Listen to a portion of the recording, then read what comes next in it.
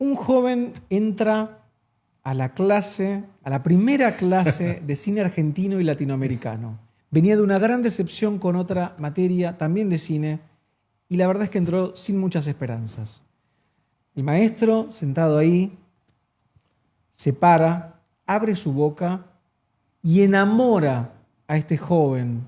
Lo hace amar el cine argentino y latinoamericano, a Leonardo Fabio, a todo eso que nos construye culturalmente. Ese joven soy yo, Nico Cordone, y ese maestro es Ricardo Manetti, hoy decano de la Facultad de Filosofía y Letras. ¿Cómo estás, Ricardo? Hola, Nico, ¿cómo estás?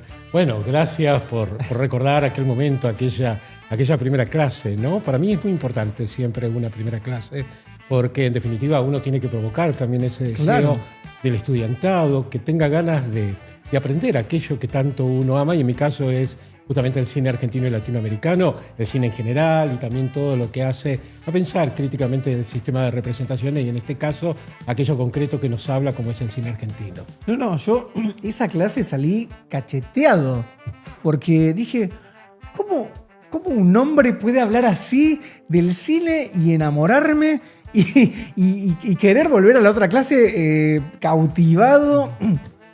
Y me acuerdo que una vez nos hiciste leer El hombre que está solo y espera. Yo no sé por qué, lo habré leído y algo me habrá interpelado y yo te lo citaba mucho en la clase. Entonces después en los pasillos de la facu, cada vez que me cruzabas, me decías, el hombre que está solo y espera. O sea, realmente lo cuento, más allá de la anécdota personal y del cariño, sobre cómo los docentes se interpelan, ¿no? Hoy que la educación está en el momento que sabemos que está y del que vamos a hablar. Así que gracias. Sos un docente muy querido. Bueno, me encanta además que recuerdes algunas de esas situaciones.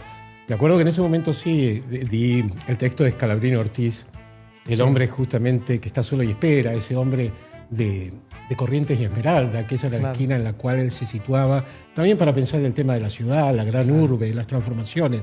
Y en buena medida también lo que ese libro permitía era pensar hacia dónde se imaginaba el cine argentino en la década de 1930 y también para pensarlo 100 años después, cuál es la realidad en la cual nos encontramos, ¿no? Pensemos que estamos muy cerca también del 2030, ¿no? Para pensar la muchedumbre, la idea también de la soledad en un mundo que se ha transformado por completo.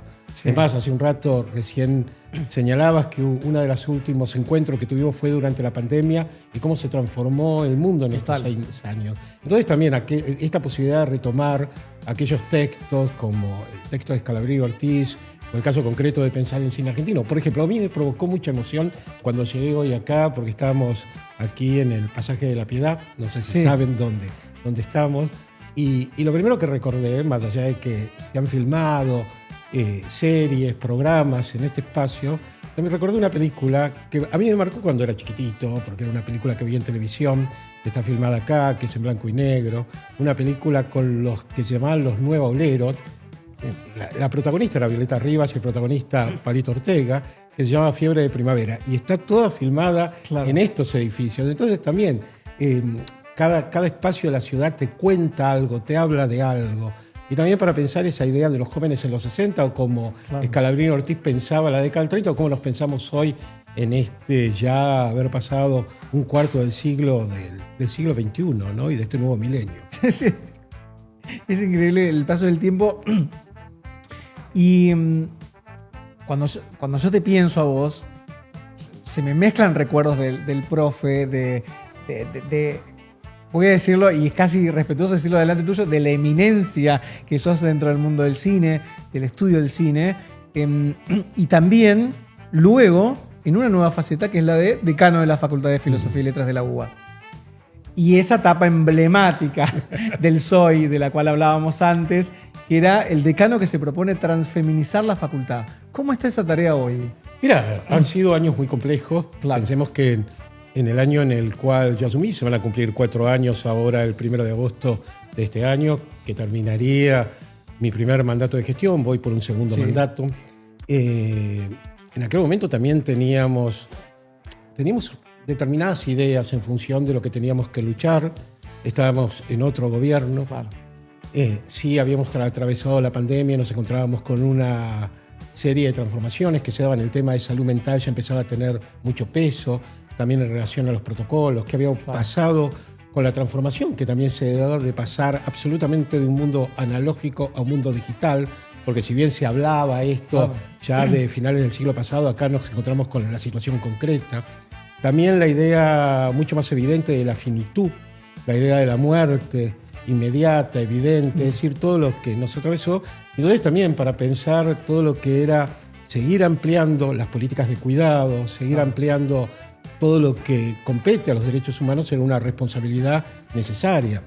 Y también en buena medida mi historia personal, mi historia de militancia, mi historia también en el momento de dar clases. Yo nunca he ocultado cuáles han sido los objetivos de mi lucha en todos los aspectos, básicamente para entender el compromiso que tenemos de empatía con los otros, con las otras, con las diversidades, de pensarnos también en este mundo que nos permite ser sujetos más pensantes, más amorosos, más cuidadosos.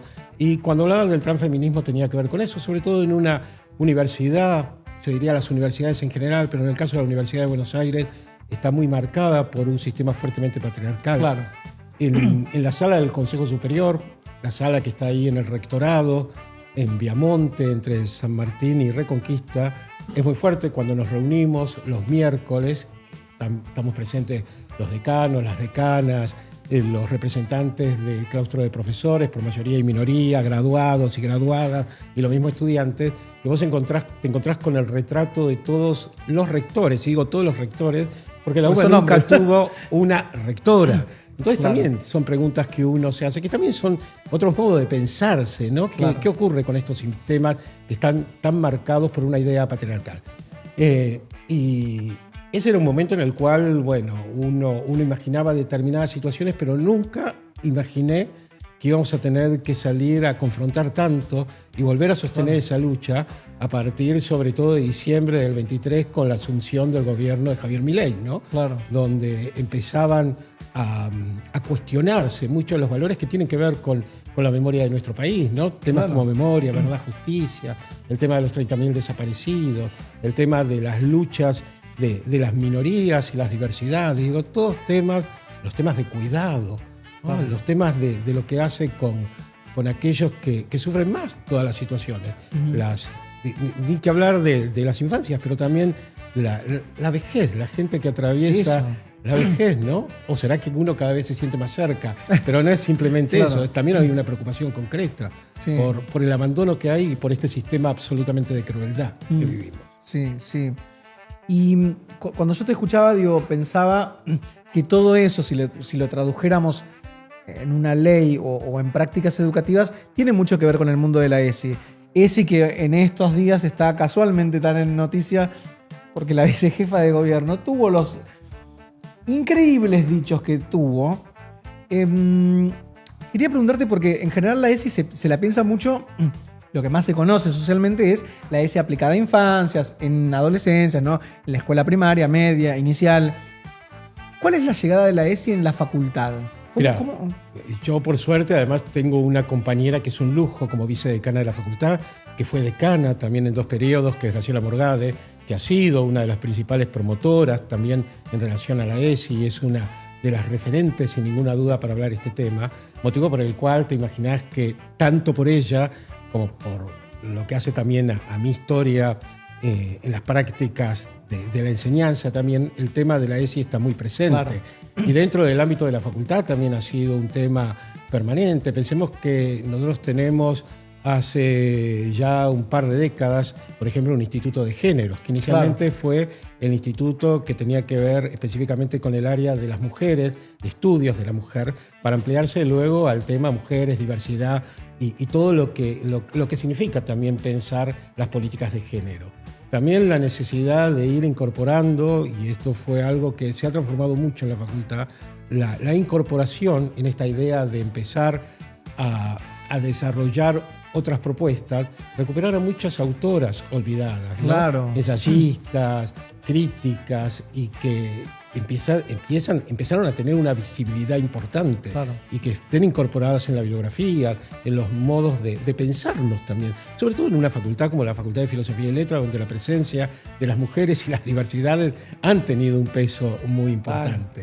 A eso mismo va también acompañado a las políticas de cuidado, a pensar los protocolos que también hoy han transformado mucho la sociedad. Yo le decía el tema de salud mental, que no tiene que ver solo con las infancias, ni tampoco con la ancianidad, tiene que ver con todas las etapas de vida.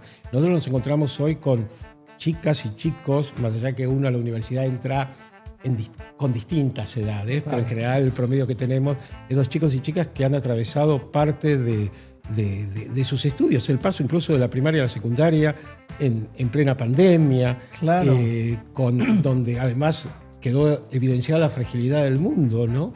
Y cómo de un momento a otro puede cambiar todo. Bueno, lo que aconteció estos días, también lo que pasó en Venezuela con el terremoto, esos son hechos que también hacen que empecemos a plantearnos de otro lugar. También todo lo que hace a las políticas ambientales, que también va ligado a pensar estas situaciones, ¿no? Entonces también el sujeto, cómo se inscribe en el mundo. Por eso hablaba también de las empatías. Y me parece que lo que ha dicho la vicejefa de gobierno me parece absolutamente vergonzante. Sí. Me parece que es de un desconocimiento absoluto, que atenta además contra la sociedad, y me parece que eso es muy terrible por parte de un funcionario público, porque tiene una función pública y está hablando de una política pública, porque la ESI forma parte de una política pública. No se puede pensar como un debate ideológico, tiene que ver con una política pública concreta, hay una ley, lo mismo que muchas de las leyes que tienen que ver con muchos de estos temas, ¿no? Y el lugar de las infancias tienen que ser muy cuidados, pero también en todas las etapas, porque la ESI lo que ha permitido también es que aparezcan muchas verdades que estaban muy ocultas. Sí, sí. Y que se abran perspectivas de horizontes, ¿no? Mirá, lo traigo porque es parte también de lo que a uno lo atraviesa, ¿no? Hay cosas que nosotros decimos, quizás ya con derechos conquistados, en el imaginario hay cosas que ya no pasan. Y en realidad siguen pasando. Yo tengo un alumno trans, 14 años, que en su casa lo rechazan y sufre violencia. Entonces, bueno, estábamos hace unos días, activamos protocolo, ¿no? ¿Cuál intervención es la mejor para esta situación? Es decir que cuando nosotros luchamos por eso y militamos esas cuestiones, no lo hacemos desde un imaginario, desde una idea romántica. No, lo hacemos porque en concreto la violencia que se traduce en las vidas de niños, adolescentes, de las infancias, de todas las personas, es muy clara, ¿no? Y no lo hacemos por como decías vos, digo, debe ser una política pública, ¿no? Y hablando de políticas públicas y hablando de la educación, lo decíamos fuera del aire, te tocó bailar con la más fea, digo, porque de alguna manera estás en una época en la educación picante. Hoy tenemos un fallo firme a favor de que Milei cumpla la ley. ¿Cómo ves esta situación? ¿La ves posible? ¿Y cuál es el grado de daño que ya hay producido y cuánto tardarán en repararse? Porque esto sabemos que no se construye. La educación es un proceso más lento, más profundo, con lo cual no se arregla de la noche a la mañana. No, te diría varias cuestiones. Por un lado, sí, me tocó este tiempo. Me tocó este tiempo y por lo pronto va a continuar. Esperemos que el año que viene la gente pueda votar de manera diferente, piense mucho su voto, que pueda analizar también estos 4 años que estamos atravesando bajo el gobierno de Milei y todas las pérdidas que hemos tenido. Pero también entiendo que me tocó ser decano en este momento, por algo debió ser. Yo siempre también señalo, hace muchos años que he trabajado en la gestión, en distintas instancias, básicamente en el campo de la gestión cultural. Bueno, y hoy tengo una responsabilidad que es el ámbito académico, cultural, como le corresponde a un decano. Soy un funcionario público en ese sentido. Y uno siempre va reconociendo cuáles son sus fortalezas y sus debilidades. Y yo me acuerdo cuando enseñaba, dando clases en el área ya sea de posgrado, de gestión cultural o en alguna actividad específica que hacía vinculada a gestión, decía que uno tenía que saber conocer cuáles son sus fortalezas y en dónde uno trabaja mejor. Y llamativamente, yo siempre mis mayores fortalezas han estado en momentos críticos, en espacios que había que construir porque no existían, en espacios que estaban destruidos, o en este caso la facultad no, venía muy bien, pero me tocó un tiempo absolutamente complejo y difícil. Y eso saca un potencial enorme en mí. Yo soy un tipo muy luchador, me encanta poder llevar adelante aquellas acciones que no son solamente las acciones que uno desea llevar, sino que desea llevar una comunidad, que desea llevar un grupo, que desea llevar lo que representa también. Digo, porque yo represento a mi comunidad, que es la Facultad de Filosofía y Letras, pero también a mi comunidad, que es la Universidad Pública. Entonces también en esto me tocó luchar y confrontar. Y no le tengo miedo a la lucha, y seguimos luchando. Como resultado también de esta lucha que comenzó en diciembre del 2023, pero mucho más marcado a partir de lo que fue aquella marcha multitudinaria, ¿no?, de abril del 2024, donde además demostró que la gente apoyaba la universidad, pero que no hubo un resultado inmediato, porque ahí lo que nos ayudaron era mínimamente a sostener, me acuerdo que hablábamos de los gastos de funcionamiento, pero luego vino una situación salarial terrible, con una precariedad de los trabajadores universitarios, docentes y no docentes, realmente muy difícil. Estábamos en un momento muy complicado en este presente. Y la lucha la dimos. Sí. Y por lo menos conseguimos, y atravesamos un montón de etapas, ¿no? Los vetos por parte del Ejecutivo, nuevamente hacer que se debata en el Congreso, que se apruebe nuevamente, digo, una serie de instancias. La Corte Suprema, y finalmente se consiguió el fallo de la Corte Suprema. Ahora lo que estamos esperando es que el gobierno, porque es lo que le corresponde, tiene que liquidar los sueldos correspondientes, más allá de este acuerdo que se efectivizó y que hubo un aumento del 21%, pero que no tiene que ver con la ley de financiamiento universitario, sino lo que se tiene que aplicar ahora es la ley de financiamiento universitario. Y estamos esperando que lo haga, porque además si no lo hace, estaría incumpliendo con la responsabilidad de un funcionario público. Digo, me parece que el gobierno está en una situación muy difícil si no cumple. Ya se llegó a la situación de mayor representación, que es la Corte Suprema de Justicia, y ya el fallo está. Y eso fue resultado de una lucha. Entonces, no hay... es decir, todo lo que hemos conseguido, lo hemos conseguido justamente porque hubo luchas. Y lo que yo aprendí también es no estar tranquilo ni descansar después de ganar una lucha. Más, yo recuerdo mucho cuando te tuve de alumno, pero lo recuerdo por un hecho particular, que se los comenté ese año a ustedes. Allá por el año 95 yo había hecho un seminario, había formado parte como estudiante de un seminario de posgrado que se dictaba en la facultad, que era sobre literatura queer.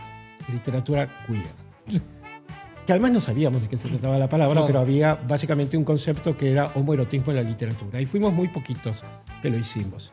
Y me acuerdo que a partir de ahí apareció justamente poder debatir sobre esa terminología, sobre el concepto de lo raro, lo extraño, los modos de pensar, qué significaba políticamente esto cuando se dio en la facultad. Y es más, hasta se creó un área de estudios queer que se armó en el Rojas en ese momento. Y fue empezar a utilizar el término, pero también incluso pensándolo en las distintas variantes. Si lo utilizábamos con una C para volverlo mucho más territorial, entonces C-U-I-R, ¿no? Pensándolo desde esa situación. Y en un momento, frente realmente al desarrollo que habíamos alcanzado, estoy hablando del año 95, luego con todas las políticas llevadas adelante, sobre todo por el gobierno de Néstor y luego por Cristina, cuando nos encontramos con la ley de matrimonio igualitario, con la ley de identidad de género, por nombrar solamente un par de leyes, yo había entendido y dije, bueno, ya está, hay como cosas que uno entendía, y incluso ese término, ¿no? Y luego veía que las generaciones más jóvenes volvían a recuperarlo. Por eso recuerdo que en aquella clase donde estaba, yo dije, quiero volver a retomar un término que yo lo trabajé mucho a finales del siglo XX y creo que es necesario volver a retomarlo porque es una responsabilidad que también tenemos, que es un poco eso, de volver a las fuentes para repensarnos. Volver en ese caso a un término que habíamos trabajado mucho a partir del 95 o volver a Scalabrini Ortiz con el hombre que está solo y espera. Es necesario permanentemente, forma parte de nuestra historia y de nuestra memoria. Y por eso lo recuerdo, ¿no? Y algo parecido también me pasó cuando hablaba de estas leyes, a mí, y hablabas de la nota del suplemento Soy, un poco también repasaba ese lugar de mi instancia como gestor, productor teatral, y también en un tiempo me dediqué a producir algunas obras que tenían que ver con estas políticas, ¿no? De género, diversidad, en una lucha. Y también cuando se consiguieron esas leyes dije, bueno, dejé mi trabajo como productor. Dije, lugar cumplido. Todavía no lo he retomado, a veces digo, no, ya no tengo ganas de la producción. Pero también tiene que ver con eso. Y me di cuenta que no está bueno descansar cuando se ha ganado la batalla. Porque son batallas, pero la guerra continúa y está demostrado lo que está pasando en estos días. Sí. Lo que está pasando realmente con Mucio como vicejefa de gobierno, con lo más, escuché, hoy vi en las redes, ¿no? Una periodista que señalaba que a la gente ya no le interesa más la agenda gay. Vos decías, y que era horrible el modo en que lo decía y lo planteaba, y decía, y hasta a mí me cuesta decir agenda gay. Digo, hay algo ahí de querer ensuciar permanentemente la cancha, de querer retroceder. Entonces también tenemos una responsabilidad. Claro. Y yo la tengo una responsabilidad porque estoy a cargo también de una facultad que ha problematizado todos estos temas, que los debate, que los discute, que tenemos desde una cátedra que tiene más de 30 años, que la cátedra de derechos humanos, justamente, y cuando uno habla de derechos humanos, tiene que ver con todos los aconteceres que hacen a las subjetividades y a esta idea de humanos y de humanidad que tenemos, pero llegando también hasta el Instituto de Género, o pensar todas las cuestiones que hacen a los protocolos o a la idea de los transfeminismos para llegar. Entonces, hay algo ahí que creo que no tenemos que abandonar nunca. Entonces, es un tiempo de retomar. A mí me permitió retomar la lucha, sentir que no hay que descansar en determinados momentos de gloria, sino más o menos como dice el himno, ¿no? Claro. O juremos con gloria morir, es eso, ¿no? Me acuerdo de otro momento que fue esos momentos fundantes de la cursada. Habíamos llegado a la instancia de final. Todas estas anécdotas tienen que ver con las cosas que le voy a preguntar a Ricardo. Estábamos todos afuera como polluelos mojados porque sabíamos que la vara estaba muy alta. Y no sé qué le habrás preguntado a otro chico que estaba delante de nuestro. Y se escuchó un grito tuyo desde adentro que decía: Juan Moreira es el peronismo. Y creo que invadió toda la facultad, no solo ese salón. Y mientras preparaba las preguntas, pensaba que el peronismo parece seguir siendo ese Juan Moreira perseguido, ¿no? Nosotros lo hemos visto en la peli, interpretada por Rodolfo Bebán. Sigue siendo ese gaucho perseguido, la otredad, ¿no? Uh-huh. ¿Cómo ves hoy, esta situación del campo nacional y popular? No tanto a nivel interno y eso, sino el tejido del movimiento. Me parece que además lo que está ocurriendo en este momento, en esta idea de tejido, hay que volver nuevamente a sostener fuerte la trama, ¿no? Claro. Hay que volver a sostener fuertemente la trama. Estamos en un momento de situaciones que a veces creo que nos ocurre esto, situaciones que ni siquiera eran pensables. Claro. Hace 48 horas acabamos de asistir a una situación que es inédita aquí y en el mundo, que un presidente vaya a una embajada. La embajada es otro país, es un territorio extranjero. Y esto no acontece dentro de lo que son las cuestiones diplomáticas. Son reglas diplomáticas que no tienen que acontecer. Y lo que pasó acá con esto que ha hecho nuestro presidente habla básicamente realmente del lugar de colonia en el que nos toca. Entonces, si hay un punto que es clave también en relación al peronismo, hay un concepto, desde ya el concepto de justicia social que está atravesado en la historia de este país, seas peronista o no seas peronista. Claro. El tema de la justicia social está, pero el otro es el gran concepto de la soberanía. Claro. Me parece que acá también hoy estamos atravesando una situación muy compleja en términos de soberanía. El nivel de entrega que estamos viviendo es enorme. Y hoy también vos señalabas, y me quedó pendiente, me doy cuenta ahora cuando estoy hablando de este tema, que decías, bueno, ¿cuánto le va a costar a la universidad? Y yo diría, ¿cuánto le va a costar al país recuperarse como soberano? A la universidad le va a costar muchísimo, porque en estos pocos años, en estos 3 años que lleva este gobierno, ha sido tan enorme la destrucción. Es decir, la cantidad de investigadores que además fueron financiados, son los recursos humanos que el propio país financió para tenerlo, justamente para que haya una soberanía en términos científicos, en términos educativos, en términos académicos. Todo eso que le da valor a un país y los hemos perdido. Hemos perdido muchísimos investigadores que formaban parte de ese lugar importantísimo que ocupan en la Universidad de Buenos Aires, pero también en todo el resto de las universidades nacionales. Por otra parte, ese deterioro también lo que hace es que en los años futuros, aquellos que son los referentes, ya que hablabas de referentes, Claro. son clave los referentes para generar las nuevas generaciones, y las nuevas generaciones vienen siempre para superarte y ser mejores en ese Claro. sentido. Pero si se pierden esos eslabones, luego cuesta muchísimo porque Eso. se pierde la cadena. Claro. Se pierde la cadena, se pierden los enlaces. Entonces, Entonces me parece que esta es una situación sobre la cual el peronismo tiene que volver a pensarse. Claro. Sobre ese concepto clave que es el concepto de soberanía. Todo lo que nos representa como soberanía. Porque ahí estaba también la marca de lo nacional. Claro. Cuando dicen, bueno, ¿cuál es el concepto de la nación? Nacional y popular. Es aquello que nos engloba, es aquello que tenemos de común, es aquello que nos conduce a partir de una historia vivida para generar acciones en un presente pensando en un porvenir. Esta es la idea también de un devenir, en la idea de la construcción de una nación. Claro. Y esta me parece que es esa trama que más allá, digo, de los distintos posicionamientos, se ha hablado muchas veces también de los distintos peronismos, de las distintas épocas, distintas décadas, del primer Perón, el segundo Perón, el 73, bueno, todas estas situaciones llegando hasta el presente, incluido Alberto, digo, llegado en todas estas variantes, lo importante es que poder pensar cuáles son aquellos elementos claves, fundamentales, que construyeron las bases del peronismo. Claro. Me parece que ese es el tema sobre el cual tenemos que ver, que en definitiva son aquellas cuestiones que a la sociedad sí les toca. ¿Ah? Claro, y siguen tan Hoy vigentes mismo, como al hoy mismo, principio. estamos en el medio del Mundial.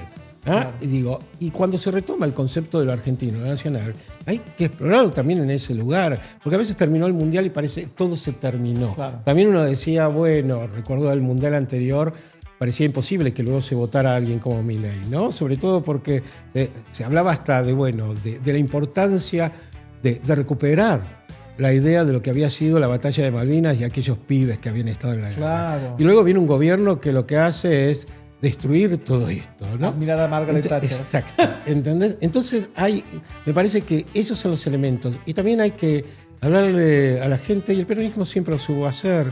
A lo mejor en un momento se distanció de manera clara, de manera sencilla, desde lo afectivo, lo emocional y lo concreto, que son las prácticas, el hacer, ¿no? Claro. Me parece que hay algo que le dio marca al peronismo, fue el hacer. Y el hacer y poder confrontar de manera clara y hacer y no tener miedo cuando se hace. Me gusta eso de no tener miedo. Otra de las anécdotas que tengo y que lo trajiste, por eso lo voy a retomar ahí, esto de las nuevas generaciones. Una de las prácticas que vos tenías en la cursada era a tus estudiantes hacernos hacer entrevistas a referentes. A mí me tocó María Concepción César. Yo me acuerdo que cuando la llamé, ella me paseó por tantos lados que corté y me puse a llorar.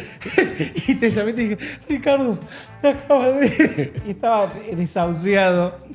Pero lo importante, más allá del registro de la entrevista en sí misma, más allá de lo que esas figuras que entrevistábamos podían dejar como registro arqueológico, estaba el encuentro entre generaciones, que era la subtrama, ¿no?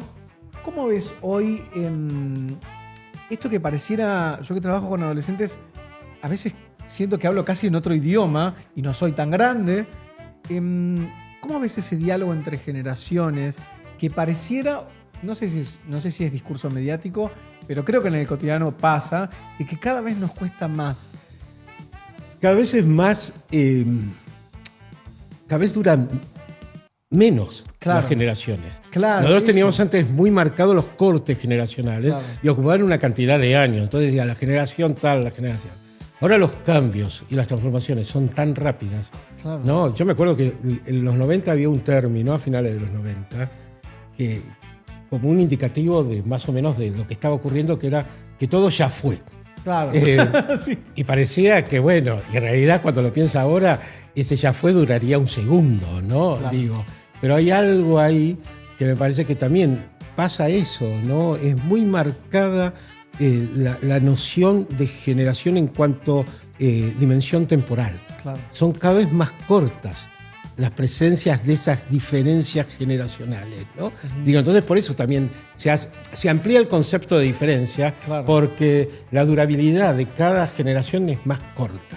Me parece que eso es lo que nos ocurre. Igual nosotros tenemos un lugar que tenemos que agradecer, te diría, Nico, que es el lugar de la docencia, porque el lugar Claro. de la docencia nos coloca siempre en esa interpelación de las nuevas generaciones, de las nuevas voces, Nos mantiene vivos. de las nuevas olas. ¿Viste? Te mantiene vivo, te obliga a una actualización permanente, porque son ellas y ellos quienes te van demandando, quienes te van enseñando, quienes te van explicando. Porque a veces ese me parece que es el encuentro más interesante. Ese es el lugar de esas otras voces, que además nos interesa mucho porque por algo estamos en la docencia, Claro. de poder escucharlos y poder también orientarlos a partir de que uno tiene una experiencia, fundamentalmente un recorrido, años vividos, eso no hay duda, que eso marca. Más allá que uno a veces se pone demasiado grande y empieza a recordar y dice, ay, no, tal, como yo cuando empecé a recordar de Fiebre de Primavera, Palito Ortega y Violeta Rivas. Digo, esas cuestiones que dice ahí empieza la vejez. Pero por otro lado uno tiene esa necesidad de ir marcando determinados aconteceres también para que los pibes y las pibas no se pierdan en algo de pensar de que esto empezó ahora. Claro. Hay situaciones que son recientes, pero para que esas situaciones recientes también se den, es que hubo una historia, Claro. es que hubo un recorrido. Entonces también ese es el punto que me parece que se da en esa situación. Y no hay duda, como a vos te pasó con María Concepción César, y me acuerdo que era una situación que le pasaba en general a todos los estudiantes y a todas las estudiantes. Ellos y ellas te ponían a prueba. También era eso, era ponerte a prueba. Entonces también es casi una cuestión de juego, pero también es una cuestión de aprendizaje. La idea de poner en juego. La educación tiene que ver también con esa Claro. instancia lúdica de poner a prueba. Cuando uno dice la palabra prueba, pensemos que es una palabra muy del tema educativo, en realidad uno también... Lo interesante es que no piense solamente qué es el otro. Uno se está probando y en ese probar se está creciendo. Y en ese probarse se está interpelando y en ese probarse se manifiesta, se plantea las dudas, se plantea las certezas. Digo, está bueno trabajar con los Yo me jóvenes acuerdo que nos y las habías dado un jóvenes. montón de Está bueno. Bueno, ella es mujer, así que conviene que lo llames vos, Nico. Porque yo estaba con dos compañeras mujeres, a otros que habían entrevistado a Juan José Camero. No, entonces ustedes conviene que lo llame la chica. Digo, un montón de cosas que también son saberes que quizás no están en un libro, en un desgrabado, ¿no? De la Facu, pero que hacen al aprendizaje de otros saberes, ¿no? Y estamos en esto que hablamos de generaciones y viviendo también un cambio de referentes, ¿no? Hace unas semanas se fue Tati Almeida, el Indio Solari, y con un grupo de amigos, no me acuerdo en qué contexto ya, hablábamos de titulares y suplentes, ¿no? Los titulares como que se están yendo y a los que estábamos en el banco nos está empezando a tocar salir a la cancha, ¿no? ¿Cómo ves a estos que estábamos en el banco y nos toca... ¿Ves que las nuevas generaciones están pudiendo asumir su compromiso histórico? Sí, no. Viste que a mí me molesta mucho, lo digo, cuando se habla de que las nuevas generaciones no se comprometen con nada. Porque es mentira. Nosotros que somos docentes lo vemos todo el tiempo. El compromiso de los jóvenes con sus sueños. También les estamos dejando un mundo que no promete demasiado como para que se comprometan, ¿no? Pero digo, ¿cómo ves a estas nuevas generaciones que se van a tener que hacer cargo ya del mundo? Yo creo que sí, estamos frente yo creo mucho en los jóvenes. Y hay una generación, sin ninguna duda, o hay jóvenes, hay muchos jóvenes. Claro. Un poco para no solamente detenerme en esta idea de generación, pero hay muchísimos jóvenes, muchas y muchos, que están militando por continuar también lo que es la lucha que se llevó adelante en este país y también por los valores y por aquello que pensamos que es justo y es necesario hacerlo. El caso... También es cierto, siempre cuando uno dice la Facultad de Filosofía y Letras tiene determinadas características. No, pero no solamente totalmente. pasa con nuestros estudiantes, sino que yo lo veo en general. Hablabas de la muerte del Indio y hablabas de la muerte también de Tati, que coincidieron. Que hace poco ahí ustedes en les dieron términos... un honoris causa. Sí, hace 2 meses creo. Sí, no nosotros más. a Tati se lo dimos en el mes de abril. Claro. Se lo habíamos dado a Tati en el mes de abril. Ella ahí lo dijo de manera clara y fue, bueno, quedamos muy poquitas, dijo, hablando, referenciando no solamente a la figura de madres, sino también abuelas. Decir, bueno, este es el legado que estamos dejando para que la lucha la continúen ustedes. Estaba lleno de jóvenes. Y en el velatorio, también cuando de Tati, fueron muchísimos jóvenes que están llevando justamente esa antorcha adelante, ¿no? Digo la idea de antorcha porque también hay que iluminar ese pasado. Entonces también esa idea de esa antorcha que la llevan, porque hay una responsabilidad que es continuar. Sí, hay que seguir buscando, hay que seguir pidiendo por memoria, verdad y justicia. Y con el India también pasó lo mismo, muchas, y la cantidad de jóvenes enorme. Y ahí se daba algo interesante, ¿no? Cuando vos escuchabas en los reportajes que decían, bueno, porque esto lo viví con mi papá, y otros decían, ya con mi abuelo o con mi abuela. Entonces, ese lugar también, que es poder contar, poder hablar, poder compartir.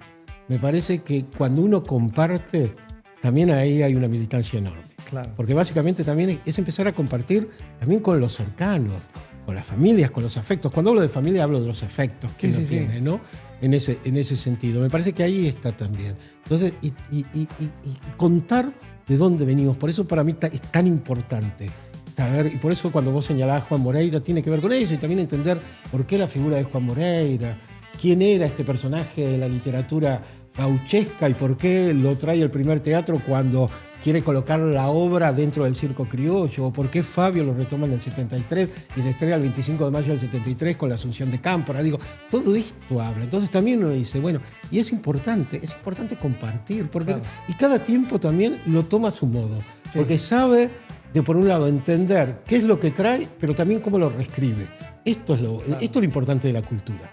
Y me parece que ahí hay un punto clave. Entonces, esto de haber compartido, Tati, estando en el aula 108 de nuestra facultad, que tiene un significado muy importante, porque ahí están los retratos de todos nuestros desaparecidos y nuestras desaparecidas, y Tati ahí con un amor, diciendo, bueno, porque estaba radiante, ¿no? Y además había pedido que hubiera unos tenores, y los tenores cantando O Sole Mío, y ella cantando con ellos, y por otro lado, lo que es la laudatio que se hace, esas palabras honoríficas para la persona que va a recibir el doctorado, en este caso honoris causa, ella eligió que lo hicieran sus nietos. Entonces ahí estaba justamente esto que digo.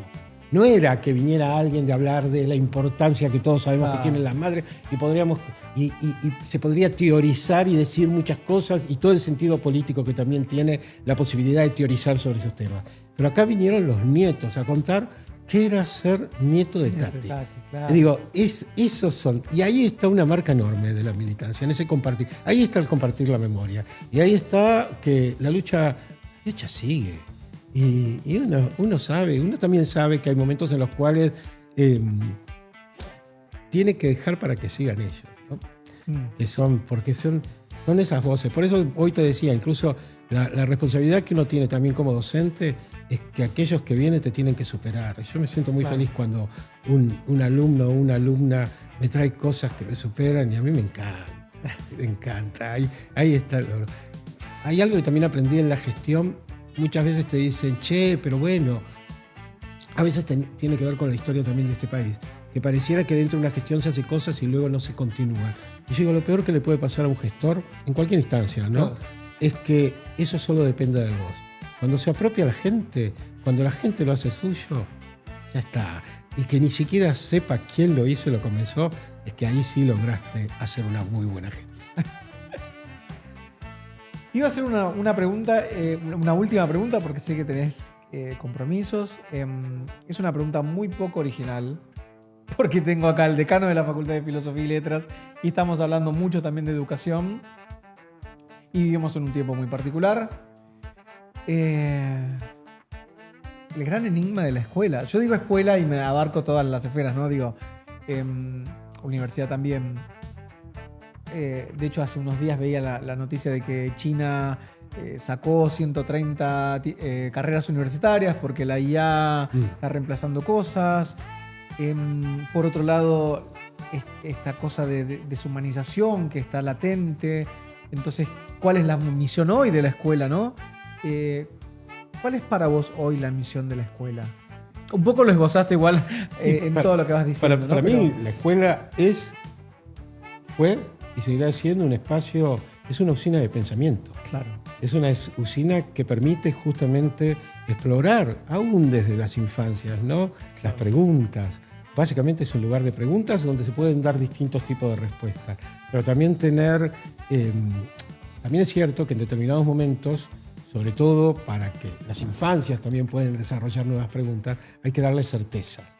Claro. No todos pueden quedar sin respuesta, todo va a depender de la edad, pero también cuando hay respuestas, esas respuestas luego pueden ser pensadas y pueden generar nuevas preguntas y pueden generar transformaciones. La escuela tiene que ver con eso, con un lugar de pensamiento, con un lugar de memoria, con un lugar de un sistema más justo, con un lugar de poder también demostrarnos en nuestro potencial, pero también en nuestra vulnerabilidad. Claro. La escuela es un espacio también de compartir, es un espacio de militancia del saber. Todo eso es la escuela. Y también, cada vez que hubo transformaciones tecnológicas, siempre hubo como, ¿y ahora qué va a ocurrir? También es cierto que ahora son mucho más rápidas, esto que hablábamos antes. Yo siempre doy el ejemplo que hay textos, por suerte, que lo dicen. Hubo un famoso texto a comienzos de la década del 60 de Umberto Eco, que se leía bastante, ahora se lee poco y nada, que era Apocalípticos e Integrados.